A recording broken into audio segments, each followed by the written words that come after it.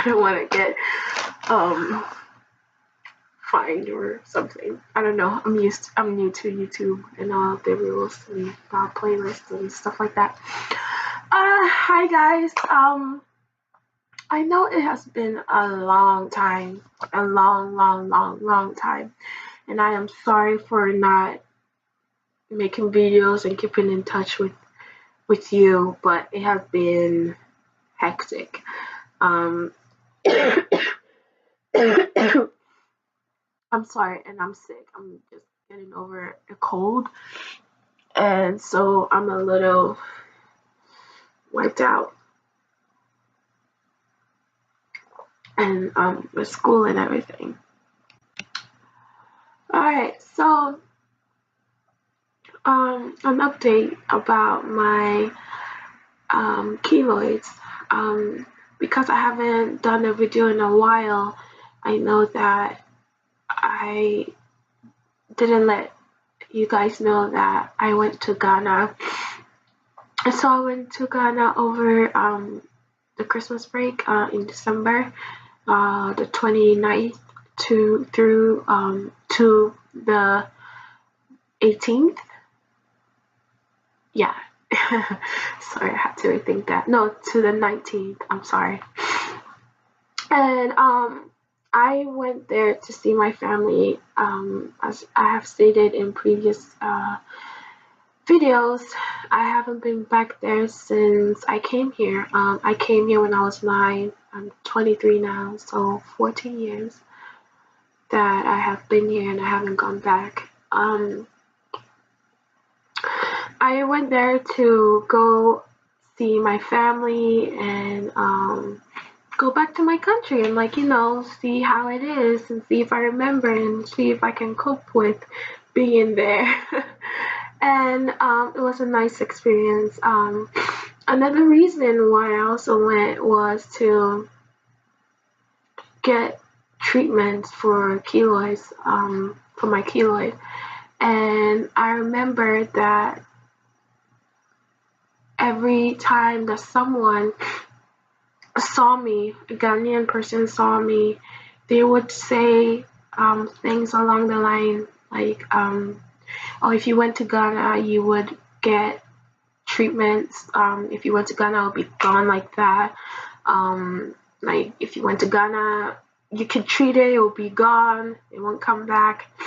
And so that was one of also the reasons why I went back to Ghana. And I am going to talk about that a little bit. So when I went to Ghana, sorry. So when I went to Ghana, I went to go see this man, the spiritual man, and herbalist, who my aunt, my uncle's wife, knew. So with that, I don't want to go into that department because it's not really my story to tell. But she had seen the work that this man could do, and so as soon as I got to Ghana, I was in Accra, and we live in Kumasi. We live in Tanoso, and so we didn't go back to Kumasi till the next day. We got to Ghana, got to Accra very, very late. So we didn't go to Kumasi till the next day, the next morning. And even with that, we didn't get there till evening, almost nighttime, mainly evening time. And so the next day, Monday, so we got there on the 30th, which was a Saturday, and then the 31st, which was the next day, we went to Kumasi, went to Tanoso, which is my hometown. And then the following day, which was a Monday, Uh, the first, we went to go see this man who could help, and so he saw me. He asked me a couple of questions that had to do with spiritual stuff, and then he gave me some medicine. And this wasn't the medicine that I was going to be using, but it was like a starter kit. And it was for the inside as well as the outside, which means that I had two different kinds of medicine. Uh, One which I would make into tea, and then I would take, and then the other I would like put it on my skin like lotion. And we did that for a while. There were some changes that I noticed, but it takes a while, and I was only there for 3 weeks. There's a really funny story. This is like that I would say for another day, but it was a whole process. And the thing is that in Ghana, nobody like stares. You know what I mean? The main difference that I noticed between Ghana and the States or any other place that I've been is that people don't stare. Sometimes like in the States, in Colorado, which is where I live now, where I resign. People might not say anything, but they will stare, and that they're staring. And even when you're talking to someone, it's at the back of your mind. You're like, oh, that person is staring. And I didn't really get that feeling when I went to Ghana. Some people did stare, but it was to observe what it was, and then they would say something like, "Oh, I knew someone who had this." So, funny thing is that in Ghana, almost everyone who talked to me about the keloids, knew someone who had it. They knew either a friend or someone in their household, someone who had it, and they did this medicine and then it went away. Or I'll be walking and someone will like call me and stop me and be like, "Oh, and ekre," which is what it is, keloids are in tree. I know this medicine and stuff like that. And so I'm pretty sure that if I had gotten this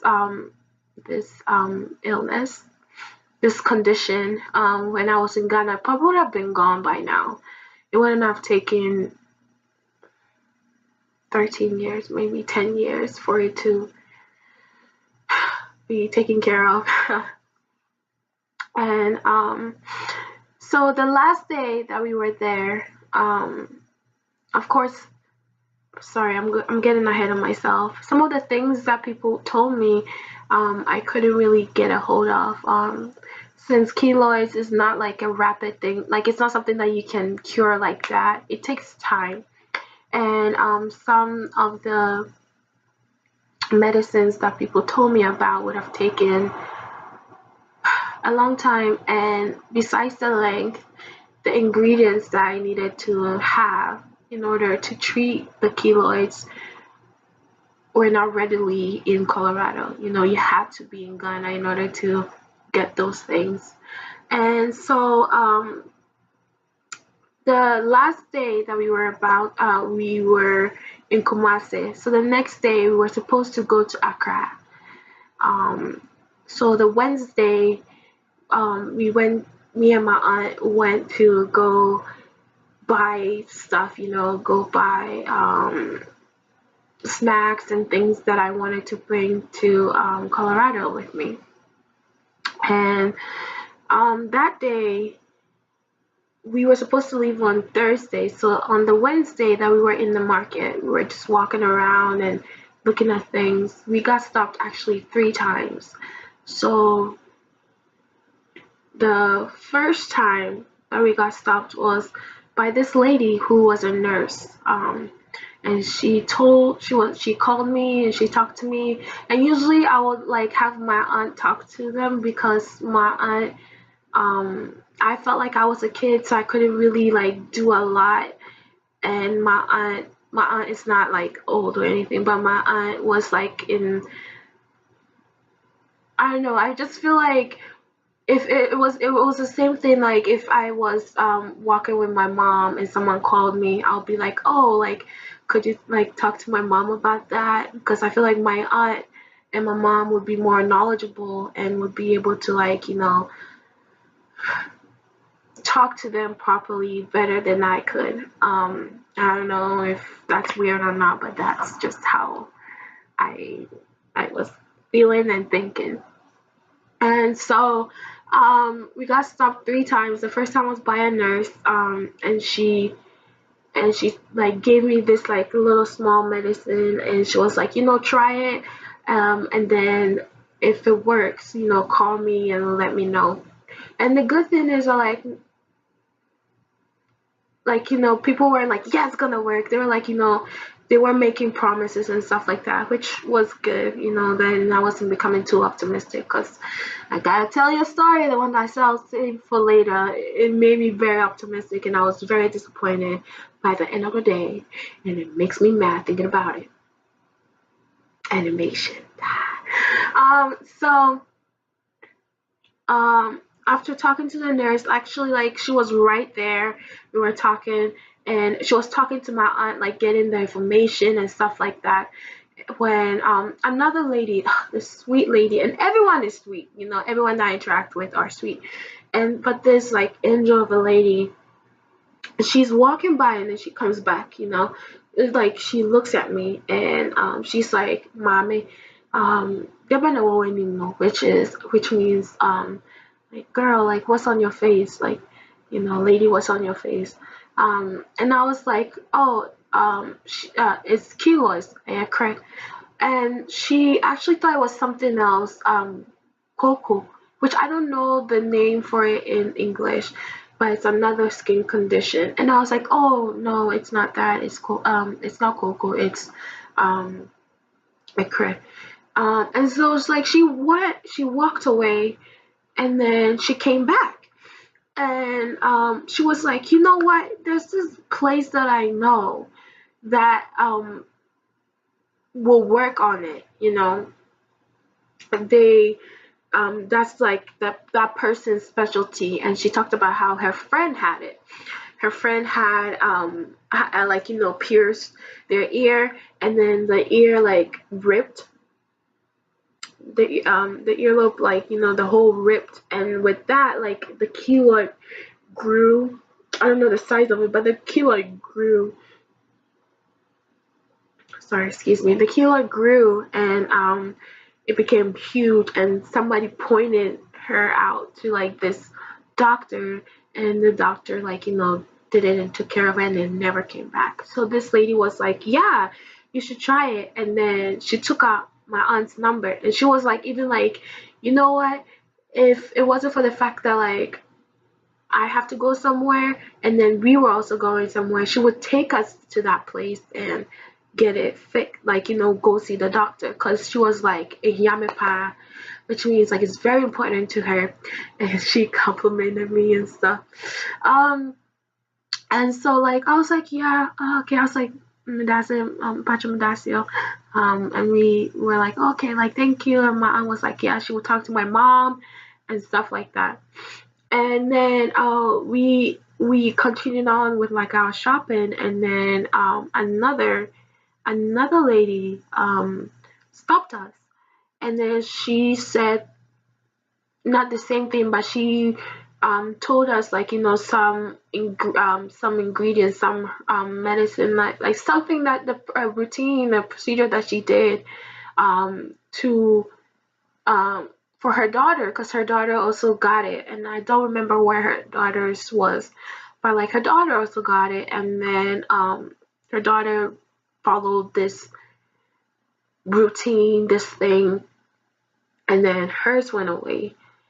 And so, like, on that day alone, we had 3 things, and the second lady, I don't want to put her business out there. Oh, she's such an angel, but I don't want to put her business out there. Like, she so when she took when my aunt took her number, she and if you guys don't remember, I know this is a long rant, but like this is a lady that said her friend had hers on her ear and it grew and they went somewhere and then the friend got it fixed.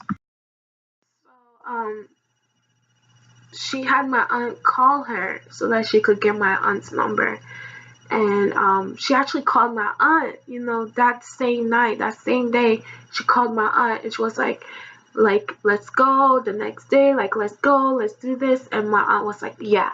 So that night, my uncle said that the next morning they were going to take me to the place, and which the next day we did go, and the next day the lady went with us, and I don't want to say her name, so I'll just give her a little nickname, and I'll say Auntie,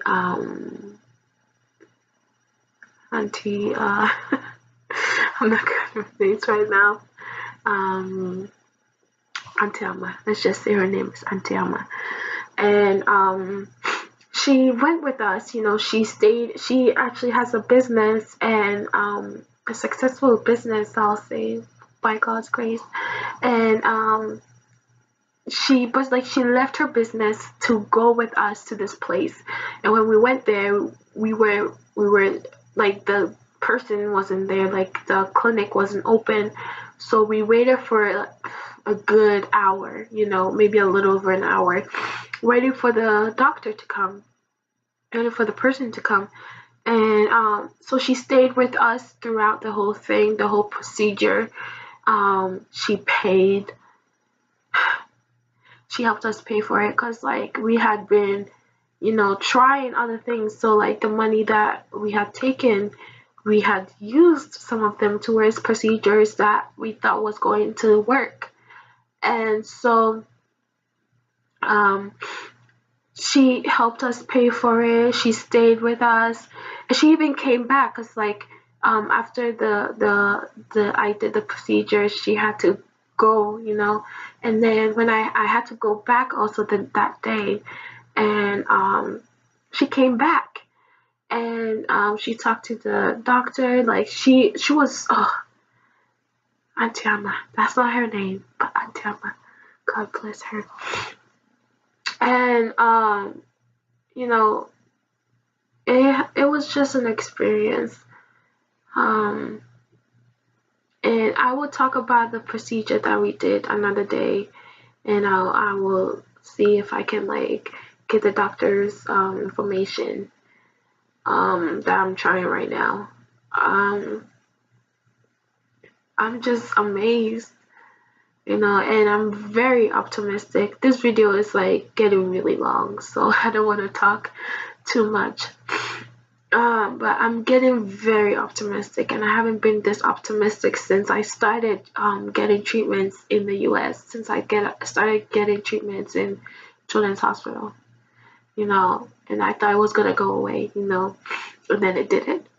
And then some of it went away, and then some of them came back, and so it's just been a process, 10 whole years of like having this condition with me, and a condition that just isn't physical but emotional too, and it's very mental, you know, it takes a toll. And for me to be this optimistic, I just don't know how to express my gratitude. This whole process has just been, I'm getting chills. I don't know if you guys can see it. You can't, but I'm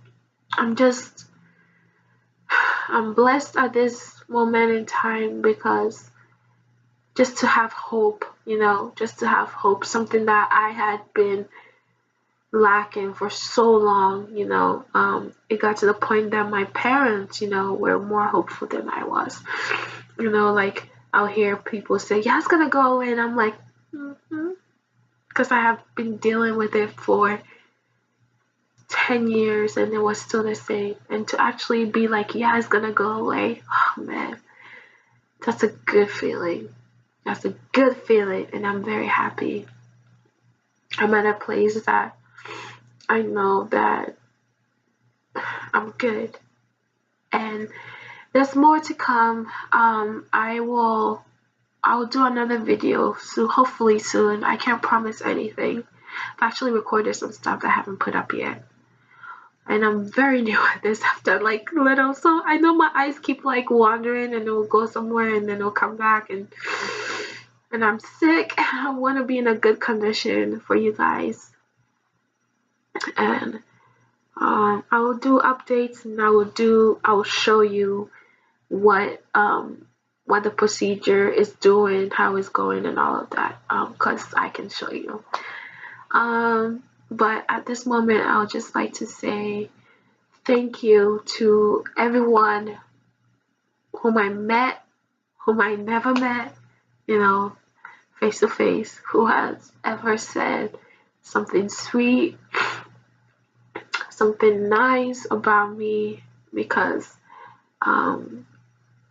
it's really nice to hear good words, from other people, even like from strangers, who will say, "Oh, you're so pretty," or "Your skin is so nice," and stuff like that. Because having keloids is very draining, as I have said already. That's mentally, it's not just physical; it's mentally and emotional too.